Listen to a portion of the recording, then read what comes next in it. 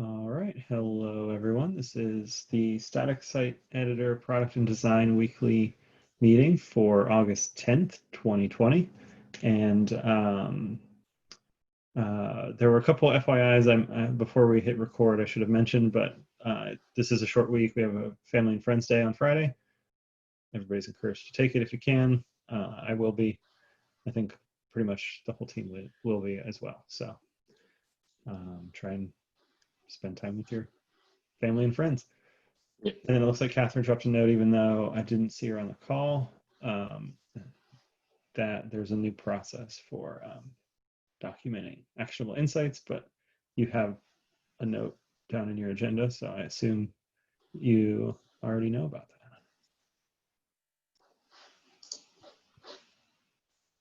that. Cool. I had a few issues or a few items.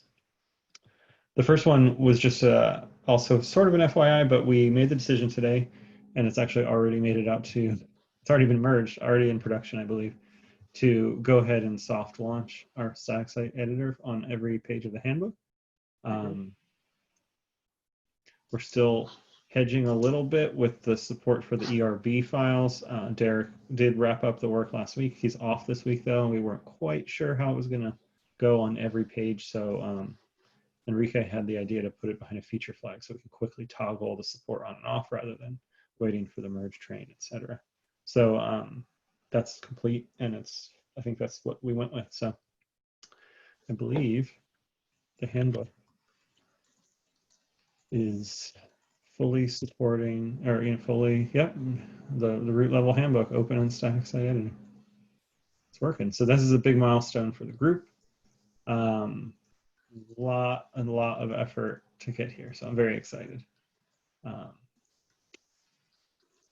And we will be discussing this. I'll have like a more formal announcement, and we'll have that group conversation. I'm torn on whether I should wait all the way until the 18th, but I think it'll depend on if we see any issues or how many people find the link and bring it up in Slack. But yeah, big day. Cool. And the other thing, just to recap from earlier in the engineering meeting, I mentioned that 2 bits of feedback came our way over the past few days.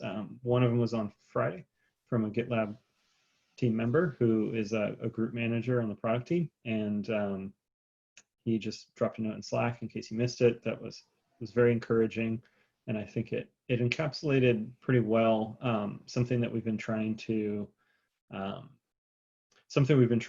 convey about our target persona, which is that it doesn't necessarily have to be somebody that doesn't know Markdown or doesn't know Git or chooses not to learn those things. This group manager, he's well versed in Git. He's very capable of working in the local dev environment, but he found the static site editor to be a delightful experience nonetheless, and is excited to use it more. So I think that just reinforces the use case and the use case driven value that we're bringing versus the persona driven value that we kind of started around, the group with, like, oh, let's make it easy for people with less technical knowledge. But that's actually it's kind of a side effect, which a great side effect because we can bring more people in to collaborate, but it's actually not necessarily our goal is to make something for people without the technical knowledge. Anyway, we've covered this. I just thought it was a great piece to highlight. And the other bit actually came unsolicited from a community member by way of an issue that was created in our backlog. Feature request was brought up, and it ended up being a duplicate of something we had on our roadmap. And so I responded and said, this is actually something we're working on. I'm going to close it, but you can track it here. And then I just said my email is in my profile if you want to chat. And they sent me an email. So I plan on following up more. I think it might be a good interview candidate, and we can talk about when it might be good to engage. But they had some really great feedback that validated our direction. I summarized the whole, or like the primary message down below. I won't copy and paste it again, but Sure, no problem. I see the gist of it was that This is more of an engineer that is capable of really any kind of managing any kind of site, but what they wanted was the ability to create a static site instead of a WordPress hosted site for their collaborators to contribute to a web page that was more about news and blog posts and stuff like that. So like content that needs to be refreshed on a regular basis. They didn't think that a side-by-side markdown preview would be sufficient for those people who were not familiar with Git, which is what we've heard also from research and what our kind of instinct is. But they're very excited about the static site editor. They would, I think, be very happy with the direction we're headed. And I think we can start considering that an interesting user to test some of our direction on in the future. So I was very happy to see that come through. I think it came through on Friday, and it kind of felt like a perfect testimonial. I'll get it summarized and dovetail. I think we should keep that one around and try and follow up. Cool. The next two are kind of just questions or conversation starters. We should get the ball rolling on the category maturity scorecard in light of making it available to everybody on the handbook. I think that's the last box to check before we consider ourselves viable. So if we can get that going maybe next week, that would be ideal. Okay. Sounds good. I'm happy to help. I haven't done it. I know you've been helping out with one. We can chat afterwards about the actual tactics, but I think. Is there an issue for this yet? No, but I can create one in the morning unless you get around to it today. I'll try to get around to it today. Okay. And then the last thing you had a link here, but I think we should get going on some solution validation for the editing of front matter, just to test out our. I know you had some early concepts for that. Maybe we can start with that, or if you want to revisit them at all. Be good so I put the issue link down there for 1016, and I have a comment moderated versus unmoderated. So one of the ideas that the research team has around improving the speed of getting solution validation is considering using unmoderated research for certain scenarios. And I think the editing front matter might be a good candidate for an unmoderated one, because what we're trying to get feedback on is almost like a preference test almost. It's like, do you want it in a modal or do you want it on the side, or like in our different executions, we only have I see 4 different potential solutions for it. From refining that within the product, within our group, we can probably take it down to 1 or 2 and test them against our hypothesis. And I think because it's internal, it makes it internal with people who are more leaning towards the technical side, because it's editing front matter, is that I think having it as an unmoderated test might be a good candidate. And so I'm working with one of the researchers to see if we can use it, use one of the tools that they're trialing to get some feedback on that. That sounds great. So, I agree. I agree. And then that might give us more room to do some of the other solution validations that we have in the pipeline as well. Sounds great. Cool. That's it for me. You want to take your items? And so one of the things that you kicked off the call with was this idea of actionable insights from research studies. So the premise of that is that when you do either solution validation or problem validation, there might be some things that we find from those sessions that we need to take action on. And at the moment, there's no good way of correlating, yes, we did the research and there was some follow actions that we should have taken of, and it's holding the design team accountable to say we actually follow up on stuff. So part of that is highlighting the insights that are actionable or that we're going to follow up on in Dovetail by prefixing the text actionable, but also raising a separate issue against it. So for example, in our latest round of solution validation with the publishing flow, editing and creating an MR was generally well received, but like associating it to an existing MR was a little bit,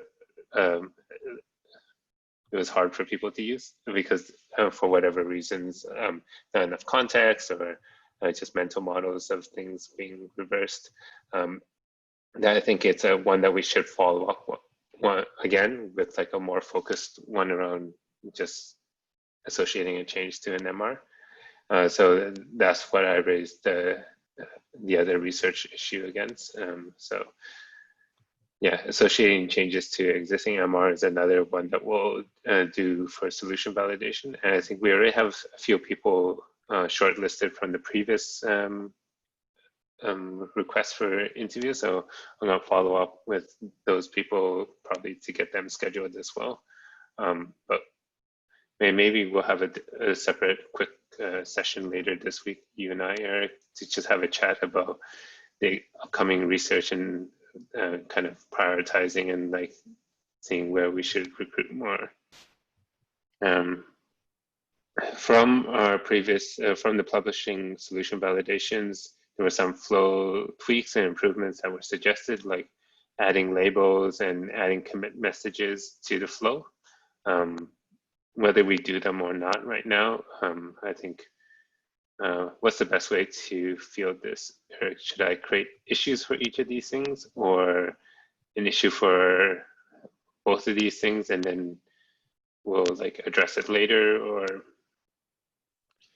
I would say at your discretion, if you think they are releasable and valuable separately, that in the spirit of iteration, make 2 issues and we can, you know, if they're small enough, we can do them both in the same milestone and be done with it. But in the interest of keeping things small, maybe separate issues, unless it's still unclear whether like it can be iteratively delivered or something like that. Cool.